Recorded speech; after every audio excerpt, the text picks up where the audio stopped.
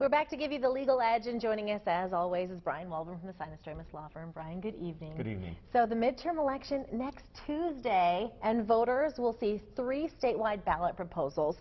And tonight we're going to break down one of them, Prop 3, which deals with election laws. So Bryan, talk to us a little bit about what Proposal 3 is, what is the current law, and what would change if Prop 3 passes. Absolutely. So Proposition 3 is one of 2 of the ballot proposals that deals with election law, and modifying election law. Proposal 3 would actually be a constitutional amendment with the intent of making it easier or more convenient to vote, and also making elections more secure. Okay, and what's an example? Can you give us some examples? Sure. So if you look at the things that make it easier or more difficult to vote, one example would be in Michigan, a person has to register to vote at least 30 days before an election. Right. That's the most allowed under federal law. So Michigan couldn't make it less convenient in that regard. So if Proposition 3 was to pass, it would shorten that time period to 15 days if you do it by mail.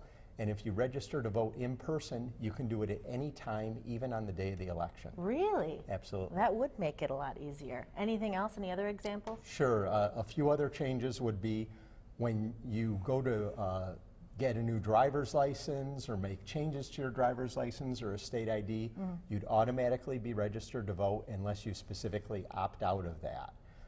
Other changes would be no reason absentee voting.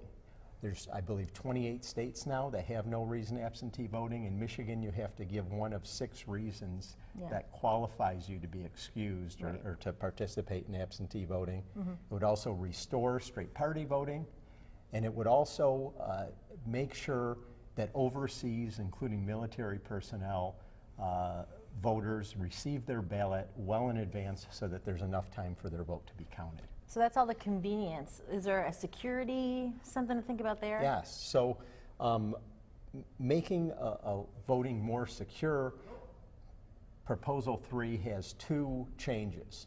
One would be that there's a constitutional assurance that your ballot is secret, and the other would be allowances for significant auditing to ensure the accuracy of elections. Okay. All right. Well, that's Proposal 3. Thank you, Bryan Waldman, as always, for giving us the legal edge. Thank you.